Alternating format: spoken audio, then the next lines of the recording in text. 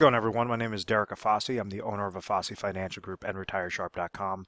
Today's topic I want to discuss with you a TSP full withdrawal and do a thorough review on that and show you guys what typically the problems are when someone's thinking of taking all of their TSP monies out, whether they've hit an attained age or they severed employment, and then what's the solution of kind of looking at it like a perfect puzzle piece and correlating the full withdrawal to individual goals and kind of segmenting them out properly dependent upon your individual situation. So essentially what happens is an individual might be working for a federal agency, and they're working for X amount of years. They hit their 60s and then they say, you know what, I want to retire. I'm basically going to call it quits. So after X amount of years of service, that might determine how much pension income that they're receiving.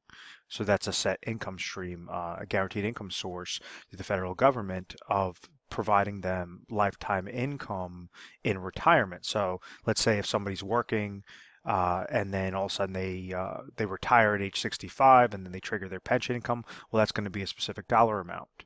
They may or may not be offered an additional Social Security supplement, depending upon which sort of worker they were, how long ago did they set up with the federal agency. But ultimately, you have a secondary income source known as Social Security that might get triggered at a full retirement age around 67, or if they want to take it a little bit earlier, right around 65 as well. So these are two main income sources. Well, this third aspect is something known as a Thrift Savings Plan, which acts like as a 401k, but it's specifically for federal employees. So what was happening with this TSP was an individual was working, they were getting paid specific dollar amount, and the employer, the federal agency, is saying, well, we'll give you a type of savings account, a type of retirement savings account that you could place your dollars into.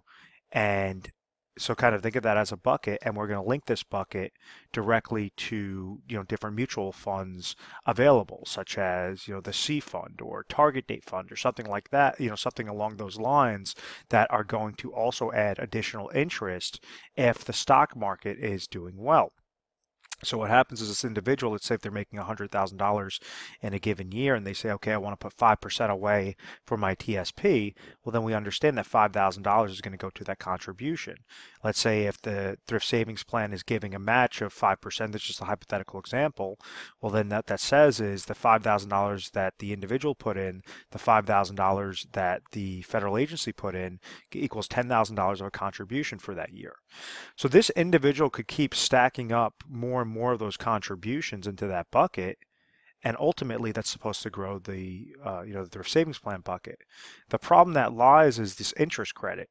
What determines whether this is going to be a positive interest credit or negative interest credit? Is dependent upon what sort of funding options that individual chose that's linked to this bucket. So when the market was doing fantastic in the 90s to 2000, you were seeing, or 1980s through 2000, you were seeing fantastic growth into these thrift savings plans because it was tied to the stock market. Stock market was doing great, and therefore they were adding contributions. There was a match into that bucket, and then you had a positive interest credit that was further compounding that bucket. Well, you also have hiccups in specific years, and you have downward volatility, you have downward market losses, hence 2008, where you had average portfolios that lost from anywhere 30% all the way to 57% with these types of buckets in just 1 year. So it didn't matter how well or how much this person was saving throughout their entire working years. If they're going and let's say they threw $200,000 total into this bucket throughout the course of that time frame, their account grew to $500,000. But then in 2008, there was, a 30%, a 50% drop. They're losing half of that portfolio. They're losing $200,000, $300,000 all in 1 year, which now they're entering the year, $250,000, $300,000. That's a large impact. That's equivalent to some houses that individual just lost, and they had nothing to show for it, is because this interest credit was tied to a risky aspect. It was tied to something that did not have a specific floor behind it, did not have a specific safety net if the market went down. So they're saying, oh, well, the market's going to always do great. The market's always going up. It's going up. Yes, but when you're trying to plan for retirement, you want to do everything possible to make sure that you're eliminating that downward market loss so that you do not fall victim to those baby boomers that got affected in 2008 when they said, "Oh, I'm going to be retiring soon," and then ultimately the stock market destroyed their dreams as that additional retirement supplement, as this additional bucket. So let me clear off the screen real quick. So when we look at that TSP as a bucket and that individual situation, let's say they're 65 and they want to call it quits, they want to retire. Well, we understand at age 65 they're going to be receiving pension income, they're going to be possibly receiving Social Security income, and then you have this thrift savings plan that they could leverage that as an additional income source to suffice whatever their specific expenses are, from your age 65 all the way to the rest of their life, to the day that they pass away. And then also, depend upon their spouse's life as well. Usually individuals want to be covered on joint lives. So there's different ways on how they could leverage this TSP account. And I wanted to talk about the little tidbit regarding that interest credit, because that's so vital to understand whether or not it makes sense to take a full TSP, a full withdrawal, meaning use a form TSP 70, and you rolling those over, rather than take the full withdrawal. When people hear the word withdrawal, they just think, I'm going to take a withdrawal and throw it into my checking account. No, you want to take the full withdrawal and place them into specifically designed IRA contracts that serve a purpose, dependent upon that individual's goal. So what I mean by that is, if we have this individual that is age 65, and let's say that they retire, their pension income is coming to them, and let's say that's $30,000. Their Social Security income, they trigger that early, that's another $30,000. But they have a need of $70,000 of expenses from ages 65 all the way into retirement. Well, then that tells us that they have a gap of what? $10,000. Really simple. Let me clear up the screen. I don't want it to look too messy. And let's say that they have an additional, so I just kind of moved all the variables up top. Let's say in their TSP bucket, this is sitting at another $400,000. So they could go and say, okay, I'm going to just leave my money in the TSP. I'm just going to constantly risk it in those funding options that I have available for myself, and just kind of let it ride and just skim off the top, pull off of those monies. The problem with that is the funding options are very limited, and they're usually very crappy funds. Yes, they're inexpensive, but the reason why they're inexpensive is because they're very crappy, meaning that when the market takes a hit, these accounts usually take a very large hit depending upon what they're invested in. When the market goes up, yes, they're going to be receiving gains, but ultimately when it comes to retirement income or retirement planning, an individual wants to have that security, or majority of individuals want to have that peace of mind that if the market goes down, they're unaffected and their plan is unaffected, or if the market goes up, they want to make sure that they're in the best possible choice available. So rather than the 5 to 12 different funding options that a typical TSP is going to be offering at a given time, they could go and take this TSP monies and roll it over into a specifically designed IRA contract. So if you're looking mainly as a growth strategy, well, all we're doing is taking it, rolling over to an IRA with better options. It's just a slight tweak. Instead of 5 to 12 different funding options, mutual funds, ETFs, stocks, bonds, now we have 3,000 plus different choices, and we could customize it directly to your exact situation. But if we take a step back, we understand that there's a need there of $70,000. These individuals, or this individual, is receiving $60,000 of lifetime income. So we need to at least take care of that need, that gap of $10,000, as quick as possible. So out of this $400,000, maybe that what might suffice that specific goal would be a rollover into IRA number 1, which is set up into a hybrid annuity, an annuity that gives you an income rider, so you still have full control of your monies in case you ever came into an oh my gosh moment. So what this does is, let's say that calculation comes back that you need to put in $100,000 into an IRA hybrid annuity, and then you're going to trigger immediate income from that, and let's say that's going to suffice that $10,000 goal. Well, that'll be the first IRA. The second aspect that I said there's 3 things that every individual wants to make sure that they're covered, for retirement, whether they're currently retired or planning for retirement and how to stay retired forever. The first thing is income sources. They need to have sufficient amount of income, because if not, then they have to go back to work, or they have to significantly reduce their livelihood and really struggle with, deciding whether to have a steak that night or eat tuna fish that night. Something that they have to make these choices. So the very first one is income sources. You want to make sure that the income source is covered, that you're receiving all these little guaranteed lifetime income streams any which way you can. You don't need to maximize it. Like a lot of advisors try to tell somebody, oh, you have 400,000, throw that into an annuity and you'll have all this income and you never have to worry about it. No, you want to customize it exactly to the least amount and only as much as necessary. So in this case, we understand that there's a $10,000 gap. Well, a $100,000 IRA contract that has a lifetime income rider is going to produce us $10,000. And this is just a hypothetical example. The second aspect is emergency funds. We want to make sure if an oh my gosh moment occurs that there's some monies that we could pull from it. The IRA annuity contract, that specific purpose is set up for income. Yes, you could still access your monies. Yes, you could still have certain get out options, but you do not want to commingle those funds. You do not want to try to utilize a income bucket for something that you're going to be pulling monies from at a very sporadic basis. You have to set them up like a specific lane. Each one has their own specific lane. So what this emergency fund will do is we understand we want to have 6 to 12 months of expenses covered. So maybe we add another $50,000 that's going to be in an IRA money market account. So that takes care of step number 2. And then the third step, which a lot of advisors don't talk about, is inflationary needs.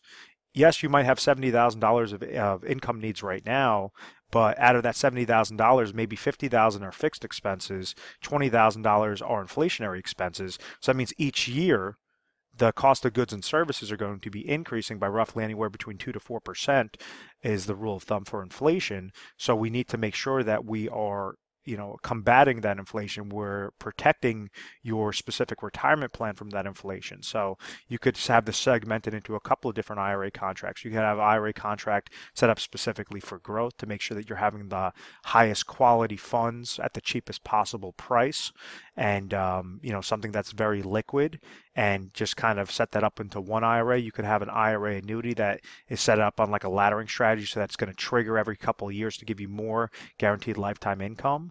And then you also have an IRA that kind of works more as like a tactical management or a passive management strategy, but it's just going to be overall better bucket. Why would you leave your dollars in the TSP where you're only really susceptible to these 5 to 12, 5 to 15 different funding options that are typically garbage options, as opposed to actually creating a plan and realize that you have that opportunity to have that complete peace of mind, that complete confidence in retirement when you set up this TSP full withdrawal the right way. So it's not a withdrawal. The only thing that's happening when I say full withdrawal is you could take this $400,000 out and segment it out properly. So maybe out of this inflation need, maybe another 100,000 is going into the IRA annuity contract for the inflation annuity contract, and then you have, so that's 250,000. Then you have another 150,000 that's going into a brokerage account with with a Fidelity, TD Ameritrade, or Charles Schwab, et cetera, et cetera. So. And then this is going to hit your 3 different criteria to make sure that you could retire with confidence. So once again, we understand when someone severs employment, they have access to do a full TSP withdrawal. The problems that lie with this is individuals think, first off, that they could just take that money and throw it into their checking account. And the problem with that is you're going to get fully taxed on those monies. And the other problem is they don't have a specific strategy. They just say, oh, I have this bucket of money, 400,000 looks good, or $100,000 looks really nice, and I'll just kind of worry about it as it comes. I'll just kind of skim off the top. And what they do is they leave their money susceptible to fees. They leave their money susceptible to downward market losses. They leave their money susceptible to inflation risk. And they leave their money susceptible to outliving their money, so pulling out too much money too quick, and not having a specific plan in place to give them those income sources properly. So it's kind of a quadruple negative that's going against those counts. So if you think about the TSP as a type of bucket, it's as if you're puncturing a bunch of holes in the bottom of this bucket, and you don't have any sort of safety nets, you don't have any sort of real plan set up. So the solution is to make sure that you're setting up a plan. Typically I guide individuals and I say, make sure your income sources are covered, make sure your emergency funds are covered, make sure your inflationary protection is covered, so that you have as much fund money, as much money left on the sidelines as possible, so that if you want to go and there's a good year, you have some good growth into your account, excellent. You go and take that extra trip to Europe. You go and, you go golfing every day. You have your own golf fund, your own fishing fund, whatever that case may be. But that's ideally retirement, something that you don't have to go to work, but you understand that the income is still coming to you, and you don't have to stress out, watching MSNBC saying, oh my God, what's going on with my money? What's going on with the market? And have that panic, have that worry. And the reason why I talk about that so confidently, because that's majority of the conversations that call into our office is individuals that just say, I don't know, I didn't realize that I don't really have a plan. I saw this video either on YouTube or I listened to a radio show or whatever that case may be. And time again, what we're trying to do is just saying, very slight tweaks could have a very large impact on your specific plan. But with retirement, you only have one chance to get things done correctly. With family members I've had in the past, generations ago, decades ago, they've completely outlived their retirement incomes and they had to go back to work in their 70s. It's just, obviously it happens all over, and it's because individuals are not properly educated on how to plan for these types of benefits and making sure that they're segmenting their dollars properly. So if you found value in this video and you want to talk to a specialist and really look at your situation, and we'll look underneath the hood, ask you some questions, simply call into our 1-800 number. It's 1-800-566-1002. We're available 24 hours a day, 7 days a week. And what you can expect when calling in is you're going to talk to an assistant. You're going to tell them exactly the topic or the video that you saw. And you say, I want to speak to a specialist. So then that assistant's going to go and patch you over to whatever that specialist is available. And they're just going to ask you a question. They're going to ask you a couple of questions. It's going to be very casual conversation, and we're going to try to educate you. So we try to educate you guys through PDFs, through personalized videos, different things to make sure that you're acclimated with the process. There are some times that we say, listen, stay exactly put. There's no reason to change anything. Or there might be some times that we say, yes, you might want to utilize that form TSP 70, make sure that it's spliced up into these 4 different IRA contracts, or 1 IRA, or 2 different IRA contracts, whatever is going to correlate to your exact goal. So this is where I really disagree with a lot of the seminar marketing on either TSP plans or planning in general, is because if you have 50 heads at a seminar and this individual is going off of one strategy, one product line, the odds that all 50 of those individuals have that same need is slim to none. So everything has to be personalized, and this is why we try to make sure we're available to you guys 24 hours a day, 7 days a week. We're A+ rated on the Better Business Bureau. We are an accredited business through them. And, feel free to give us a call. Once again, I want to thank you very much for watching this video. Feel free to subscribe to my YouTube channel, Retire Sharp, so you can have access to the most updated videos. Thanks so much, guys.